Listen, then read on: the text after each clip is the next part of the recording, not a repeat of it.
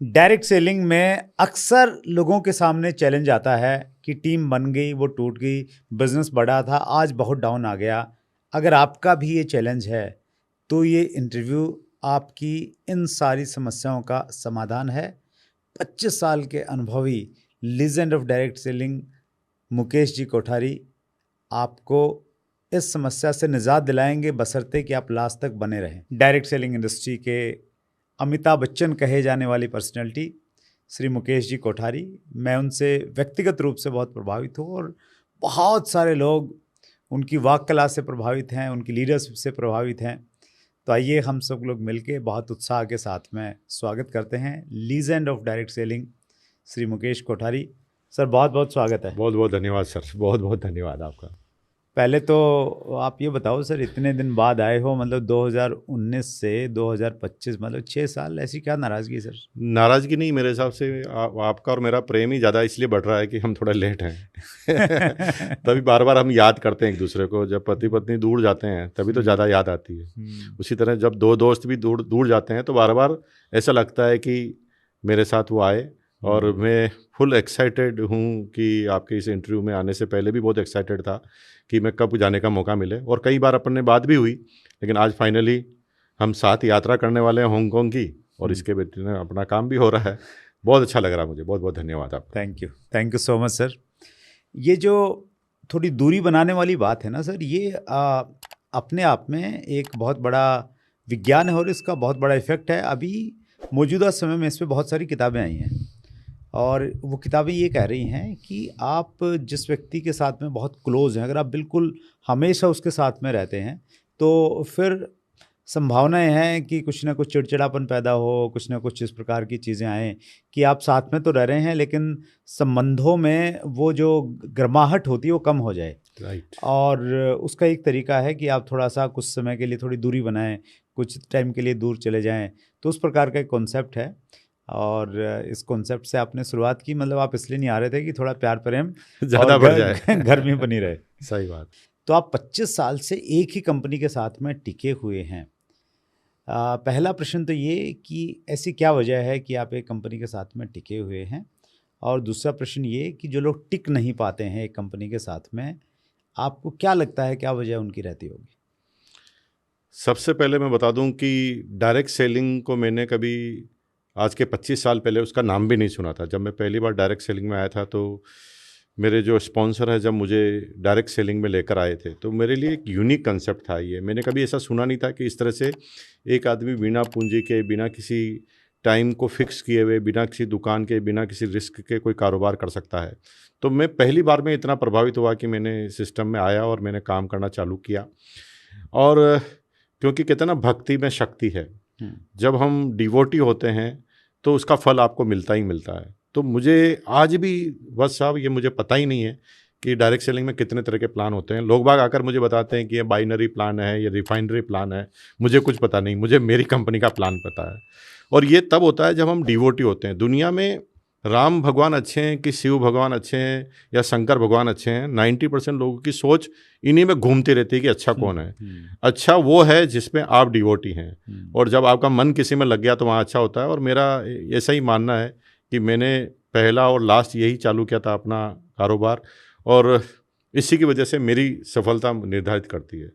और कोई आदमी टिकता नहीं है तो उसके पीछे उसका लक्ष्य ही अलग तरह का होता है। जब कोई आदमी डायरेक्ट सेलिंग में केवल पैसों के लिए आता है तो उसके साथ ऐसा होता है। और पैसों के लिए अगर आप काम करना चाहते हैं तो पैसों के लिए तो कई तरह के काम हैं, केवल डायरेक्ट सेलिंग ही नहीं है। आप कोई भी दुकान खोलते हैं, लोग फूल छाप झाड़ू की कंपनियां 100 करोड़ तक पहुंच गई। इसका मतलब ये है कि पैसे तो हर सिस्टम में है, हर बिजनेस में है। डायरेक्ट सेलिंग करना क्यों है? डायरेक्ट सेलिंग इसलिए करना है क्योंकि यहाँ पर पैसा तो बाई डिफ़ॉल्ट आएगा, लेकिन आपको टाइम फ्रीडम मिलेगा, सिक्योरिटी मिलेगी, इतना लोगों का सर्कल मिलेगा, जी लाइफस्टाइल आपकी अच्छी हो जाएगी। और जब आप इस एंगल से आते हैं, क्योंकि ये ज़िंदगी ना मिलेगी दोबारा। अगर आपकी एक ज़िंदगी है, एक लिमिटेड 70-80 साल आपको जीना है, और अगर आपने रिसर्च में ही टाइम ख़राब कर दिया कि 10 साल इसको कर लिया, 5 साल उसको कर लिया, 15 साल उसको कर लिया, तो आई थिंक आप अपना वेस्टेज कर रहे हैं। सभी कंपनियां अच्छी होती है, सभी अच्छा होता है, आपको डिवोटी होना पड़ता है उस सिस्टम के प्रति। और अगर आप डिवोशन में काम करते हैं तो आप 100% उस सिस्टम में कामयाब होंगे, चाहे कोई भी कंपनी में हो आप। सर लोग तो डिवोटी रहते हैं लेकिन दूसरे लोग उनको उनके डिवोशन को मतलब जैसे हम सुनते हैं ना कि एक ऋषि महात्मा बड़ी तपस्या कर रहे थे और इंद्र महाराज का सिंहासन हिलने लग गया तो उसने मेनका को भेजा ऋषि की तपस्या भंग करने के लिए। तो लोग उनकी तपस्या भंग कर देते हैं और ऐसे लोग आपके पास में भी आए होंगे, बोला होगा कि नहीं सर आप हमारे साथ में आ जाओ, ये अच्छी कंपनी, ये अच्छा प्लान है। आए थे आपके पास लोग और आपने कैसे टैकल किया उनको? मुझे ऐसा लगता है कि मुझे डायरेक्ट सेलिंग का कोई प्लान बता ही नहीं पाया कभी भी कोई, क्योंकि पहले दिन से जब मैं अपनी कंपनी में आया था तो मेरा पोस्चर या मेरा स्वभाव इस तरह का था कि मैं अपने से अपनी कंपनी के अलावा मैं किसी की बात सुनता नहीं था। और उसका नतीजा हुआ कि मेरी यूँ समझ लो कि मेरा इस तरह का स्वभाव बन गया कि लोग मेरे पास नज़दीक आते ही नहीं थे किसी प्लान को बताने के लिए। तो मैं सही बताऊँ अस्ताब कि मैंने ज़िंदगी में कोई डायरेक्ट सेलिंग का किसी भी कंपनी का कोई प्लान नहीं देखा सिवाय मेरी कंपनी को छोड़कर। और ये कट्टरपन था जो लोगों को लगता था कि यार उसके पास जाना खतरनाक है, वो बड़ा अड़ियल सा टेढ़ा टाइप आदमी है, उसको प्लान बताने की ज़रूरत नहीं। और मुझे किसी ने प्लान बताया भी नहीं। इंडस्ट्री में एक और प्रचलन देखने को मिलता है सर, जब कोई व्यक्ति किसी कंपनी में कामयाब हो जाता है तो कुछ लोग उसको अप्रोच करते हैं। कुछ नई कंपनियां खुलती हैं तो उनको लगता है कि यार वो आ जाएगा तो फिर कमाल हो जाएगा, उसको ऑफ़र भी देते हैं। तो क्या आपके पास भी ऐसे ऑफर्स कभी आए? नहीं, मेरे पास ऑफ़र नहीं आए, लेकिन लोग इनडायरेक्टली कभी कभी ऐसे बात करते थे कि ऐसा वो कंपनी ऐसी है, वो कंपनी ऐसा है, उसमें ऐसा मिल सकता है। बेसिकली ये कंपनी क्यों चालू की गई है, पहले इस चीज़ को समझना है। पैसा कमाना, सिर्फ पैसा कमाना या पैसों के साथ नाम सम्मान इज्जत भी रखना। पैसा सब कुछ तो होगा नहीं, पैसे तो हर चीज़ में होते हैं। जैसे अगर आप अफीम का कारोबार करेंगे तो पैसा तो है ना उसके अंदर, लेकिन उसके इज्जत नहीं है। दाऊद इब्राहिम की बात करेंगे तो पैसा तो है ना उसके पास, लेकिन वो अपनी बेटे बच्चों की शादी में नहीं जा सकता। तो ऐसे पैसे का करेंगे क्या? तो 90% लोगों का ऐसा मानना होता है कि सिर्फ पैसा आ जाए और कैसे भी आ जाए। और जब हम ये सोचते हैं कि कैसे भी पैसा आ जाए तो फिर हमारी ज़िंदगी अंधकार में बनने से दुनिया की ताकत रोक नहीं सकती। तो लोग मेरे पास भी आए या इनडायरेक्टली आते थे, तो बस एक ही बात दिमाग में थी कि अगर हम इस सिस्टम में हैं तो हमें नाम और इज्जत भी साथ में चाहिए। और इज्जत अगर हमारी साथ में जुड़ती है तो वो एक सिस्टम के साथ ही जुड़ सकती है। और अगर एक बार आपकी इज्जत पे ठप्पा लग गया कि यार ये 5 साल में इधर उधर चला जाएगा, तो फिर कंपनी भी आप पे भरोसा नहीं करेगी। कभी कभी कंपनी के मालिक जिस कंपनी को चालू करते हैं, तो मैं अक्सर लोगों से कहता हूँ उस डायरेक्ट सेलिंग कंपनी को कभी मत करना जिस डायरेक्ट सेलिंग कंपनी का मालिक पहले किसी डायरेक्ट सेलिंग का डिस्ट्रीब्यूटर रह चुका है। और अगर वो डिस्ट्रीब्यूटर रह चुका है तो उसके सोचने का जो ढंग है वो एसोसिएट बायर की तरह होता है। वो सोचता है कि डायरेक्ट सेलिंग में लोग बाग आएंगे पैसों के लिए, तो प्लान भी ऐसे बनाता है, प्लान भी ऐसे ही दिखाता है। और उसका फोकस कंपनी से हटकर डायरेक्ट सेलिंग में पैसों पर चला जाता है। जबकि डायरेक्ट सेलिंग सिर्फ पैसों के लिए नहीं होता, डायरेक्ट सेलिंग जीवन बनाने की एक कला है। अगर आपको सभी तरह का सर्वांगीण विकास चाहिए डायरेक्ट सेलिंग में, तो आपको डायरेक्ट सेलिंग में एक जगह डटकर काम करना पड़ेगा, तभी आपका सब तरह का विकास होगा। पैसे तो हर जगह मिलते हैं। Right sir. मेरी जानकारी के अनुसार आपका जो नेटवर्क है, आपकी जो टीम है सर, पूरे इंडिया में है?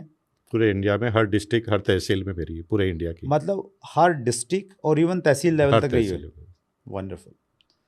एक आदमी का सपना होगा निश्चित रूप से इतनी बड़ी टीम बनाना। कैसे बनाई? देखिए, सिंपल सी बात है, जब मैं शुरुआत में सिस्टम में आया था तो मेरे पास बहुत बड़ा सर्कल नहीं था। और 90% लोग इस गलत फहमी में होते हैं कि मैं ज़्यादा आदमी को नहीं जानता तो डायरेक्ट सेलिंग बढ़ेगी नहीं। देखिए, डायरेक्ट सेलिंग और नेटवर्क कैसे बढ़ता है उसको थोड़ा सा हम समझते हैं। सर, कोरोना जब इंडिया में आया था, उससे पहले कोई चाहता था कि कोरोना इंडिया में आए? कोई नहीं चाहता था ना। वो चाइना में चालू हुआ, इंडिया वालों ने सोचा कि हम फ्लाइट को रोक देंगे, और जब फ्लाइट को रोक देंगे तो फिर कोरोना का वायरस हमारे इंडिया में घुस नहीं पाएगा। लेकिन वो भूल गए कि नेटवर्क की पावर क्या है, क्योंकि उस समय एक आदमी अमेरिका वाला चाइना में गया हुआ था और वो अमेरिका में लेके चला गया कोरोना को। अमेरिका वाला यूरोप में गया था, यूरोप के देश में ले गया। ऑस्ट्रेलिया वाला यूरोप में आया और इंडिया वाला ऑस्ट्रेलिया गया और वो ऑस्ट्रेलिया का यहाँ पर लेकर आ गया। The power of networking. मैं तो डायरेक्ट डायलॉग भी बोलता हूँ हर बार सेमिनार में भी कि आप किसी को नहीं जानते तो अपने साले को बताओ, अपने जीजा को बताओ। है ना। अगर केवल 2 आदमी को बता दिया, साले और जीजा को, और उनको बोल दिया कि तुम भी तुम्हारे साले और जीजा को बताओ, और जब सारे साले सारे सालों को बताएंगे तो कौन से साले बच जाएंगे। That is the power of network. मैं और आपका हम थोड़ी समझते थे, मैं तो हरियाणा में कभी आया भी नहीं था उससे पहले, लेकिन डायरेक्ट सेलिंग की पावर ही यह है कि आपकी पावर डबल हो जाती है, क्योंकि आपकी टीम में आपसे ज़्यादा दिमाग वाले आदमी, आपकी टीम में आपसे ज़्यादा पावरफुल आदमी, आपकी टीम में आपसे ज़्यादा अनुभवी आदमी काम कर सकते हैं, क्योंकि दुनिया में ज़्यादा दिमाग वाले आदमी हमेशा आपसे ऊपर रहेंगे। डायरेक्ट सेलिंग ही ऐसी चीज़ है जहाँ पर आपसे ज़्यादा दिमाग वाले आदमी को आप अपने नीचे अपॉइंट कर सकते हैं। और यही खास बात आती है कि कई लोग बहुत कम पढ़े लिखे होते हैं, लेकिन डायरेक्ट सेलिंग में बहुत बड़े कामयाब जाते हैं, क्योंकि उनकी टीम में बहुत अच्छे आदमी, क्वालिफाइड लोग आ जाते हैं। क्योंकि आप देखिए, अगर आप टीचर हैं तो कलेक्टर थोड़ी आपके नीचे काम करेगा, कभी भी नहीं करेगा। लेकिन अगर आप डायरेक्ट सेलिंग में आ गए और कलेक्टर बाद में आता है तो आपके नीचे आएगा, क्योंकि डायरेक्ट सेलिंग में दुनिया की कोई कंपनी नहीं कहती कि किसके ऊपर जुड़ोगे। दुनिया की सारी कंपनियां कहती किसके नीचे जुड़ना है, हु इज योर स्पॉन्सर। और यही इस चीज़ को सबसे खूबसूरत बनाता है डायरेक्ट सेलिंग को। That's great. तो आपने क्या किया सर? बेसिक चीज़ों पे काम किया, ऑटोमेटिकली टीम और नेटवर्क फैलता चला गया, या कुछ स्पेसिफिक रणनीति थी आपकी इसको बढ़ाने के लिए? देखो, मैं डायरेक्ट सेलिंग में आया था तब तो रणनीति की बात छोड़िए, मेरे को तो पता भी नहीं था डायरेक्ट सेलिंग होता क्या। मुझे ये पता है कि ये लोगों का बिजनेस है। लोगों को जब हम ये बिलीव दिला देंगे कि आप इस सिस्टम में कामयाब होंगे या हो सकते हैं, तो लोग आपके साथ आएंगे। और अब जर्नी के दौरान वो कंसिस्टेंट के साथ वो समझते रहे कि हम कामयाब हो रहे हैं। यानी लोगों को जब तक आप कामयाब करने की प्रक्रिया में नहीं डालोगे, तब तक लोग आपके साथ टिकेंगे नहीं। शुरुआती प्रलोभन में आपको कुछ भी बोलने से आ सकता आदमी, लेकिन रेगुलर तो टिकेगा तभी जब रिजल्ट आएंगे। तो उसके रिजल्ट के लिए आपको उसके साथ घूमना पड़ेगा, क्योंकि वो सिंगल सीधी पार्टी है। वो डायरेक्ट अपने किसी रिश्तेदार को बोलता है तो वो नहीं समझता। उस समय फील्ड वर्किंग करना बहुत ज़रूरी होता है। मुझे अच्छी तरह याद है, 30 आउट ऑफ 30 दिन में से मैं 30 दिन बाहर रहा हूँ, कई महीने। और बाहर रहने का मतलब भिलवाड़ा के आसपास शाम को मैं जाता था, रात को वापस, सुबह जाता था, रात को वापस आ जाता था। और जब टीम के साथ इतनी मेहनत की ना, तो टीम को मौका मिल गया आगे बढ़ने का। क्योंकि एक व्यक्ति सोचता था कि यार मैं अपने अंकल को कैसे बताऊं, और उस समय मैं वहाँ चला कर जाकर बताता था। तो फील्ड वर्किंग का डायरेक्ट सेलिंग में कोई अल्टरनेट नहीं है। राजस्थान की एक कहावत है, जो फरे वो चरे। इसका मतलब है जो घूमेगा उसको खाने को मिलेगा ही मिलेगा। दुनिया में कोई व्यक्ति रोक नहीं सकता। दुनिया में जो भी लोग कामयाब देखे ना, उन्होंने अपने घर को छोड़ा, इसलिए वो कामयाब है। घर को नहीं छोड़ने वाले कभी कामयाब होंगे नहीं। तो मैंने शुरुआत में इस बात को समझ लिया, घर को छोड़ लिया, अपनी टीम के साथ घूमना चालू कर दिया, और इसकी वजह से मेरा आज इतना बड़ा नेटवर्क। क्या कभी ऐसा हुआ सर, आपने टीम बनाई या आपका बिजनेस बढ़ा और फिर टीम छोड़ गई हो या बिजनेस डाउन हो गया हो? बहुत अच्छा प्रश्न पूछा आपने। मेरे साथ ऐसा हुआ है वास्तव में। कभी कभी हम जब एक राह पे चलते हैं और जब हम जगह जगह बार बार सक्सेस हो रहे होते हैं, तो हम ना सक्सेस होने के साथ साथ एक बड़ी चैलेंज में आते हैं। हमारे अंदर एक ईगो डेवलप होता है और हमें ऐसा लगता है कि हम बहुत ज़्यादा समझदार हैं, अब हम सब कुछ जानते हैं, और यहीं से आपके चैलेंज चालू होते हैं। मेरा बिजनेस, मुझे अच्छी तरह पता है कि 85 lakhs पर मंथ, ये मैं बात बता रहा हूँ आज के 24 साल पहले की, 85 लाख पर पहुँच गया था। और एक छोटी सी मिस्टेक की वजह से हुआ ये कि मेरा बिजनेस 85 लाख पीवी से घटते घटते 95,000 पीवी पे आ गया। अच्छा। और वो इसलिए हुआ क्योंकि मैंने डायरेक्ट सेलिंग में अपनी कंपनी में अपने आप को हीरो बनाने की कोशिश की। ये सिस्टम में कामयाब तब होते हैं जब आपके नीचे आपके जैसे लोग कामयाब काम करने के लिए तैयार हो जाते हैं। तो मैंने क्या किया, उस समय मैंने हाई फाई अपने सिस्टम को अडोप्ट कर लिया। आपको पता होगा कि LCD प्रोजेक्टर जो अभी आपको कहते हैं, उस समय LED प्रोजेक्टर होते थे जी। मैंने जापान से इंपोर्ट करके मंगाया था, और वो 2,65,000 का प्रोजेक्टर हुआ करता था। कौन से साल की बात है ये बात कर रहा हूँ 2001 की। अच्छा। 2,65,000 का वो प्रोजेक्टर होता था। और लैपटॉप मैंने मंगाया था सेलरॉन, वो 75,000 का था। और पूरा म्यूजिक सिस्टम मेरा रहता था। मैं जब कहीं सेमिनार लेने जाता था तो 3 गाड़ियाँ मेरे साथ चलती थी, एक गाड़ी पीछे, और इस तरह से सेमिनार में लेता था। तो मेरी सेमिनार बहुत सुपर डुपर हिट होती थी। जो भी सेमिनार में आता था वो ज्वाइन कर लेता था। लेकिन प्रश्न ये था कि मेरी सेमिनार में आने वाला ही ज्वाइन करता था। तो अब मैं तो 30 दिन ही जा सकता हूँ कहीं। तो एक समय के बाद मेरी टीम में मेरे जैसे आदमी काम नहीं करते थे, उसका नतीजा था कि सब लोग मेरे ऊपर डिपेंडेंट हो गए। और जब मेरे ऊपर डिपेंडेंट हो गए तो मैं उनकी आशाओं को फुलफिल नहीं कर पाता था। जब वो आशा के अनुरूप उनके रिजल्ट नहीं आते थे, वो सिस्टम को छोड़ते थे, और सिस्टम छोड़ते छोड़ते बिजनेस जो है वो 95,000 पीवी पर आ गया। तब मुझे पता चला कि मैं कितना अच्छा हूँ उससे मतलब नहीं है, मैं अपनी टीम को कितना अच्छा बनाता हूँ। तो फिर उसके बाद मैंने एक बुक लिखी, जो बुक कभी पब्लिश नहीं हुई, मेरी 100 गलतियाँ। अच्छा। और उसमें जो पहली गलती थी ना, वो थी डुप्लीकेशन। और मैंने एक एक गलती को पकड़ा। अभी तो ज़माने के हिसाब से हमें बहुत सारी चीज़ें चेंज करनी पड़ती है, प्रोजेक्टर पे जाना पड़ता है, लेकिन मुझे उस समय पता था कि 2001 में ऐसे प्रोजेक्टर वगैरह नहीं होते थे और लोग डुप्लीकेबल नहीं होते थे। जब मैं प्रोजेक्टर पे सेमिनार लेता था तो लोगों को लगता है मैं भी सेमिनार तब लूँगा जब मेरे पास भी प्रोजेक्टर होगा। और उसका प्रॉब्लम ये आई मुझे कि मेरे जैसे आदमी डेवलप ही नहीं हुए। फिर मुझे 2002 में जब मैंने बहुत तेज़ गति से वापस चालू किया तो बोर्ड के ऊपर एक वाइट बोर्ड ब्लैक मार्कर से प्लान बताना चालू किया। तब लोगों को लगा कि यार ये तो मैं भी कर सकता हूँ। जब भी आपकी टीम को ये लगे कि मैं भी कर सकता हूँ, तो एक कीवर्ड है आपकी कामयाबी का। तो हमेशा ऐसा करना पड़ेगा, ऐसा करके बताना पड़ेगा, और बार बार ये एहसास कराना पड़ेगा कि तुम भी कर सकता है। और वो जब तक मेंटल उसको स्वीकृति नहीं मिलेगी कि मैं भी नहीं मैं कर सकता हूँ, तब तक वो करेगा भी नहीं, आप कितने भी ताकत लगा लो। That's great sir. ये तो एक एग्जांपल है इस चीज़ का कि आपका वॉल्यूम बढ़ा और डुप्लीकेशन न होने की वजह से वो डाउन आ गया। आपके साथ कभी ऐसा भी हुआ सर इस दौरान कि आपकी टीम में कोई अच्छा लीडर है, किसी दूसरी कंपनी में चला गया, उसकी वजह से वॉल्यूम डाउन आ गया, डिस्टर्बेंस हुई, तो उसको कैसे टैकल किया? कई बार गए, लोग बाग जाते भी हैं, और ये रूटीन का एक प्रोसेस है डायरेक्ट सेलिंग में। जब आप डायरेक्ट सेलिंग में जाते हैं तो भांति भांति के लोग आपके पास आते हैं, अलग अलग तरह के आते हैं, अलग अलग तरह के स्वभाव के आते हैं। और कई लोग आपसे डायरेक्ट टच होते हैं और कोई लोग डायरेक्टली बहुत ज़्यादा टच में आपके नहीं होते हैं।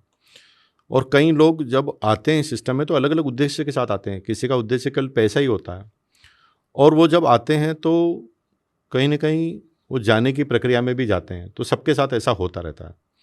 हमें फोकस रहना है कि हमारी टीम कैसी रहनी चाहिए, लगातार उसके साथ कनेक्टिविटी, लगातार उनके साथ ट्रेनिंग प्रोग्राम, लगातार उनके पास रेजिडेंशियल ट्रेनिंग प्रोग्राम। और जब आप संबंधों में मजबूत रहते हैं, दुनिया में सबसे ज़्यादा ज़रूरी है संबंध। अगर आपकी रिलेशनशिप टॉप की है तो फिर कोई आदमी आपको छोड़कर जाने वाला नहीं है, और अगर आपकी रिलेशनशिप गड़बड़ है तो फिर सगा भाई भी आपको छोड़कर जाने वाला है। रिलेशन मजबूत बनाने पड़ेंगे लोगों के साथ में, तब आगे बढ़ेंगे। आपने समय निकाला दिल की गहराई से, बहुत बहुत धन्यवाद। बहुत बहुत धन्यवाद सर, बहुत बहुत धन्यवाद। Thank you.